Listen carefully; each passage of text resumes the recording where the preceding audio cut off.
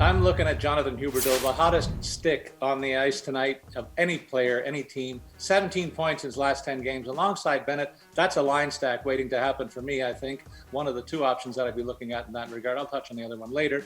$8,100 is his price tag. Kyle Connor's on fire with Winnipeg, having a great season.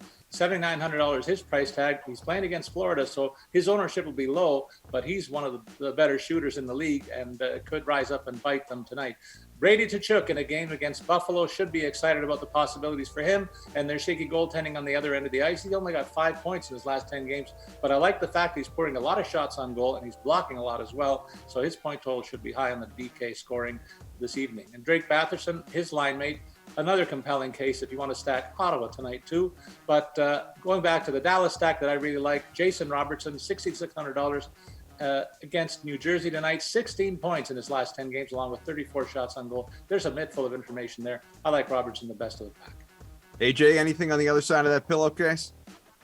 Well, I mean, Paul used up all the time, so I'll just say Jake Jensen and move on here, right? Like 7,500, 13 points in his last 11 games. On set for career highs in both goals and points this season. But if you're sick of my Penguins takes and there's more to come, maybe Matt Duchene at 5,700 going up against Seattle.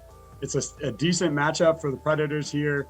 He's coming off a big game, can be a bit of a streaky player. So maybe, you're expecting a bit of a drop, but I think he can carry on a few more games before we see that signature dip from him. Pete, I tell you, you're going to have to be the adult in the room with these two just bickering. You're going to be the center. They're the wings. You tell me who stands out. So I agree with Paul for sure about the Dallas line. I have Jason Robertson in my mock lineup. He's been near a point per game in his NHL career through his first 2 seasons, and he's been outstanding lately. Like he mentioned, 18 points in his past 12 games. So, definitely get Robertson into your lineup.